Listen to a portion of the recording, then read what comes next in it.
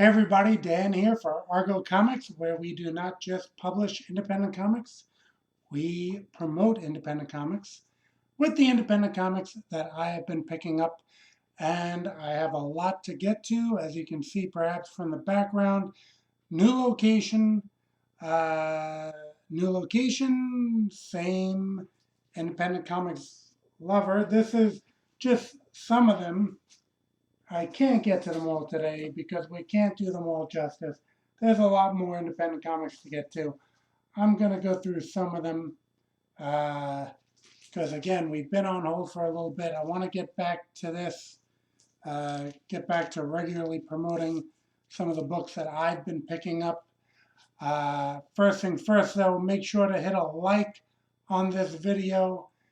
Got to try to get the subscriber numbers up, so subscribe and also hit the bell for notifications on when the new videos are up.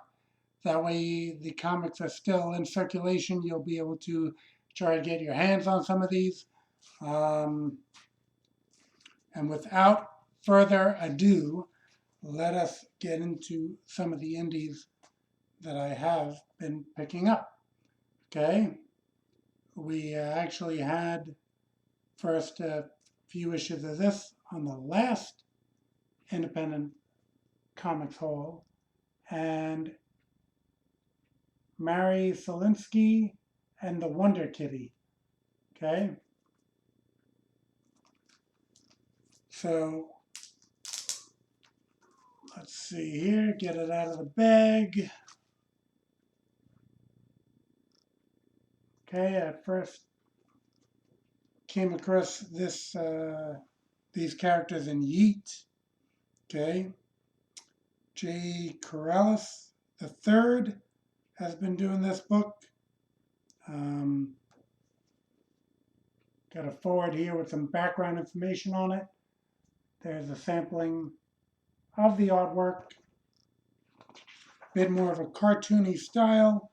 When last we had hit this book, the two characters had gotten a job, I believe, at the newspaper, and now they seem to be in the military.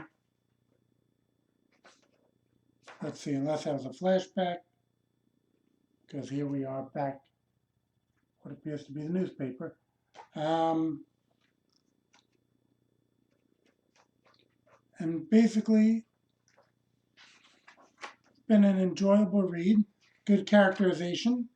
Again, the art is in a more cartoony style, as you can see. And the word balloons are in a boxes, which is a different choice than most who are doing the oval. I could say from doing the ovals, it is quite a task to make the lines, short, medium, long, medium, short, get that oval in there. But it is what comic readers are often used to. So just depends if you at all get tripped up on that. I am a professional comics reader, so I didn't really have any problem with it.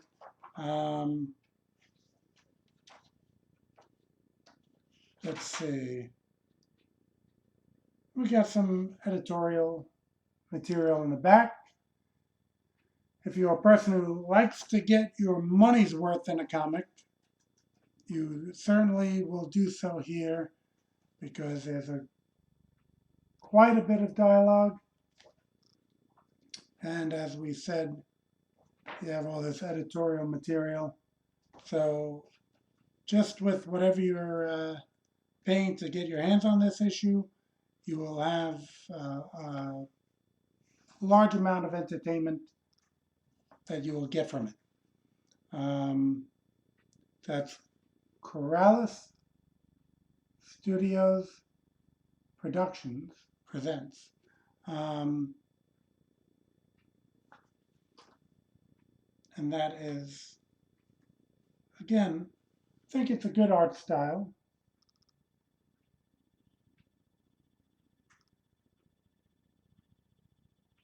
Those are the two main characters right there.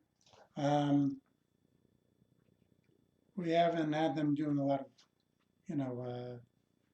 superheroing per se with the Wonder Kitty persona, but it's perhaps more build up into their background and personal lives.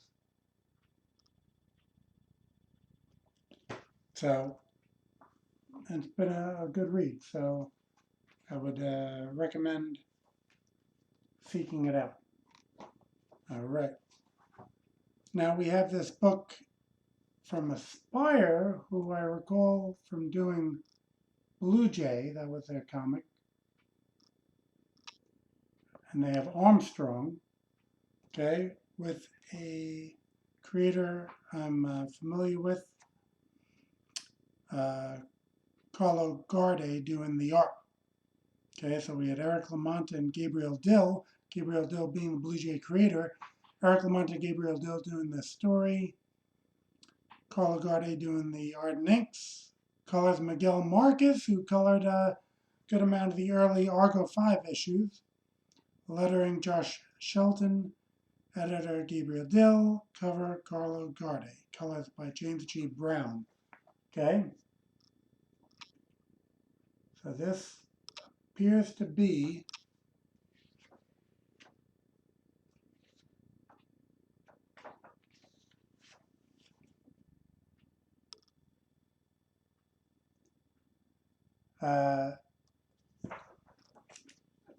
a bionic type of character, Armstrong, strong arms, I guess, with a military slant.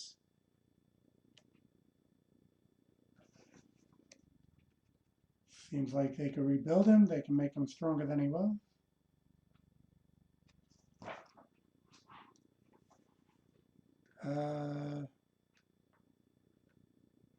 And Carlo's art is really great.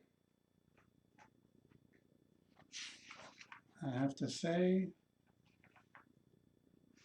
we just got a really good throwdown with another mechanically inclined villain.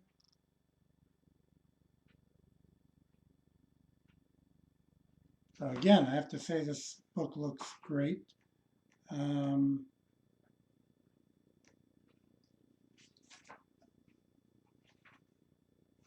Aspyre really did a good job in the past.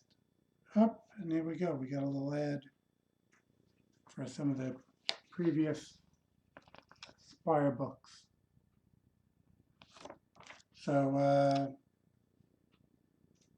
yeah, Carla does an overall great job with the art. Miguel has done a superb job with the colors. You can see a lot of the mood that they're evoking here. Instead of just a flat out color job, they have made it with a little dramatic lighting. So I have to say, looks like a winner. Now, getting into Antarctic Press, since I did move, a lot of my issues seem to have got jumbled up a bit. I think we went over that one. I'll have to double check. So I don't have them all in order here because I'm missing 29 out of this batch. Exciting Comics. Okay. Now, as you know, I have some stories running in Exciting Comics, but due to the move, I had some delays getting new chapters in, and during that time, there was a bunch of other stories, I guess, on hold that Exciting Comics started to run. So they do have the remaining chapters of the stories that I began, but those will have to come at a later issue because, again, this is what Exciting Comics is running right now. Full Injustice that was running before, Green Tempest. Marvelous from my friend Mally Simpson, and Zob, the lightning wielder. Okay, so front back covers kind of give you a look into that. Marvelous, I backed a couple times as Marvelous #1. This is, I'm not sure if this is the same story serialized. Let me see.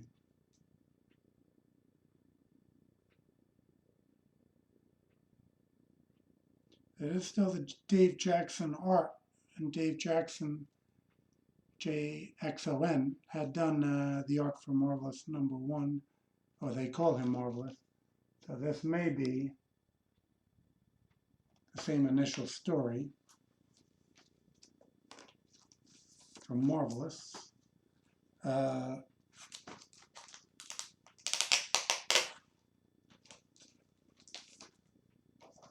Exciting number 30.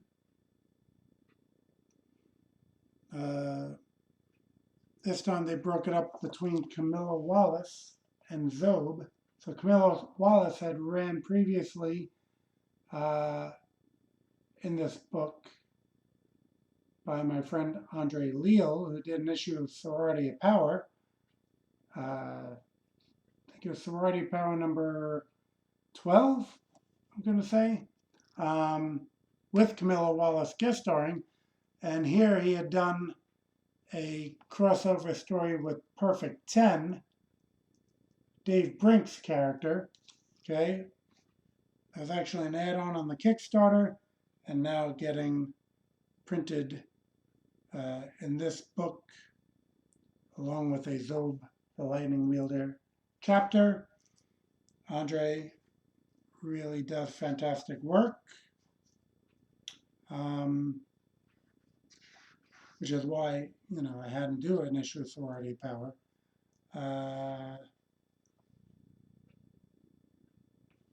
And Dave has had great success on Kickstarter with Perfect 10.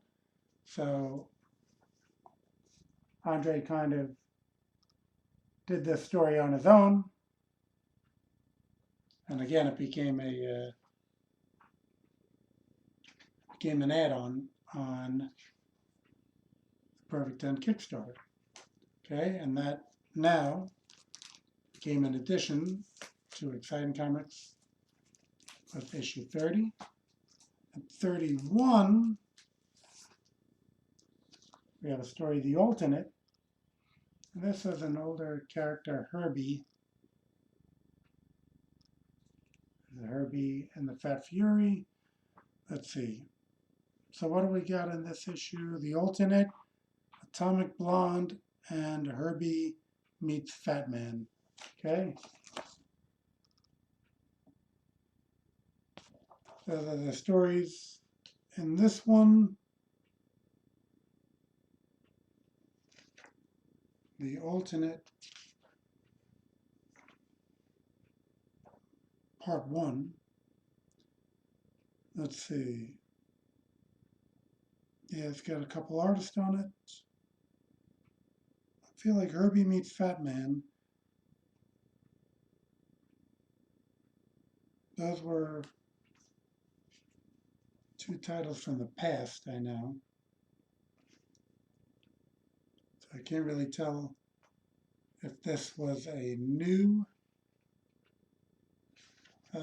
story or a reprint of an old story. But either way, it's a good addition. Gives you some humor and Exciting Comics while still being exciting. Exciting Comic 32, Ibis, the Mystic, and Chapter 2 of The Alternate. So Ibis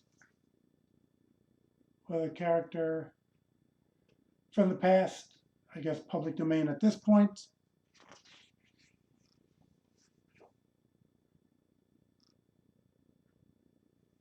Kind of, I believe, has some Egyptian mythology tied into it. Looks very good. And as I said, we have chapter 2 of the alternate. So I got to dig up 29, get these in order, and get to reading at some point. With Antarctic Press, we have Gold Digger, 295. I think we got 296 here. 300's going to be the ending. I've raved about this on multiple indie monster hauls, and seems the leprechauns are back. I used to have Gold Digger yearbook, which had fans submitting stories, and I had actually done one involving, well, short stories. It was only a few pages. I had done a story involving Natasha, the vampire woman from Gold Digger, along with the leprechauns. I submitted it. It was some of my first comic works, so admittedly it wasn't up to snuff, and it didn't make it into the issue. But I enjoyed doing it nonetheless, and the leprechauns were always a entertaining addition to the Gold Digger's mythos. But Fred Perryman, drawing, coloring, writing, I believe lettering, the whole thing, up to now 296. Crazy to think about that. Definitely an unparalleled run in not just indie comics, in comics in general. So amazing, amazing work.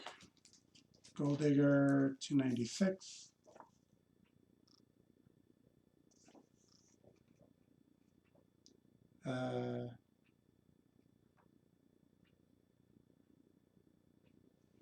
There's Brittany and Gina Diggers, the main characters of Gold Diggers.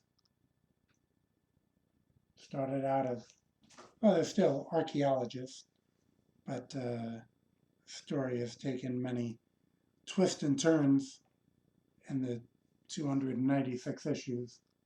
They do release some Gold Digger bricks, as they call it, which are big collections. Probably the easiest way for people to catch up. Getting into another Antarctic title, actually the longest running, but you know, the publication's been a little more intermittent, so the numbers are not as up there, but 185, still a crazy accomplishment in the world of independent comics. Ninja High School, created by Ben Dunn, and this issue actually has creation, plot, and art by Ben Dunn, plot, script, and letters by Alfred Perez, coloring by Nick Webb, editor Doug Dallin. So it's a little different creative team on this, where Ben is co-creating with Alfred. Ben does amazing work.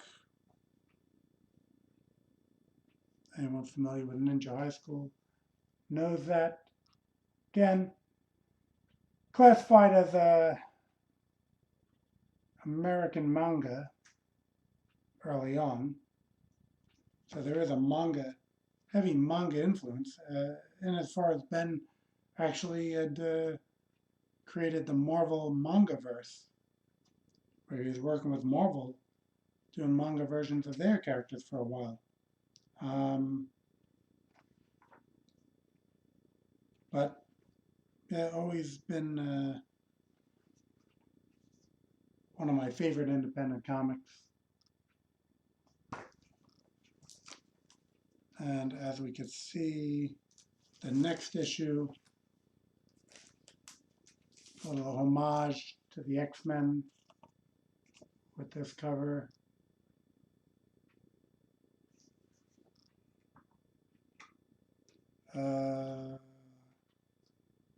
And same creative team on this.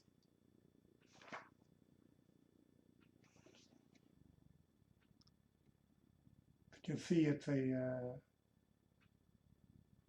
character anthropomorphic, you might say, which has been something that has been a constant in Ninja High School. Azrael, one of the main characters of the story, is kind of like a alien who has they have skunk tendencies towards them. So this is very cool. Cool issue overall. Art, colors, lettering, all top notch. Still on Antarctic Press,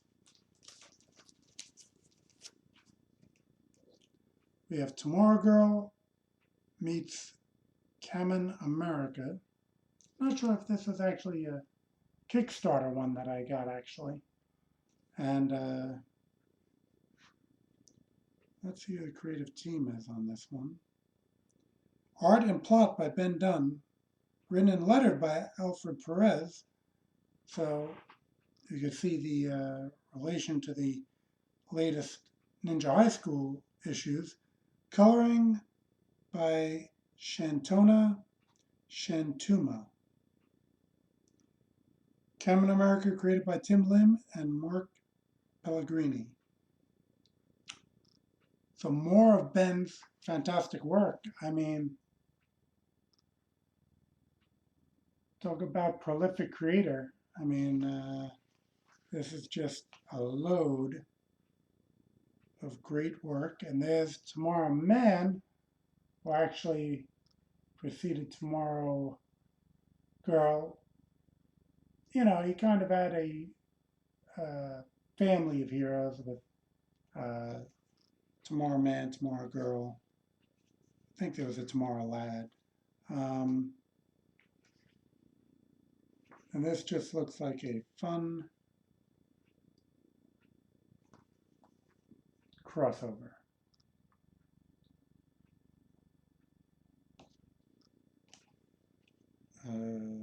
Let's see. And you got some bonus material in the back if you're unfamiliar with either. See, that's, yeah, the original Tomorrow Girl look that I recall. So, got a handy dandy handbook style thing in the back, as well as some extra fan art. So this is not like a comic, average size comic. Got some extras in there. I tend to think it was a Kickstarter because there I have some stickers, or yeah, stickers. So this one I will look forward to getting to, but I think we've hit enough for today. I still have more to get to, but I think I'm going to hold off. Perhaps I think some of this might be coming in a little dark. I might try to light it up a little bit more for the next run on this. Again, this is the initial run at the new location. Just wanted to get back in the saddle, bring you some of these books at least. And again, please like the video, hit the subscribe button, hit the bell for notifications.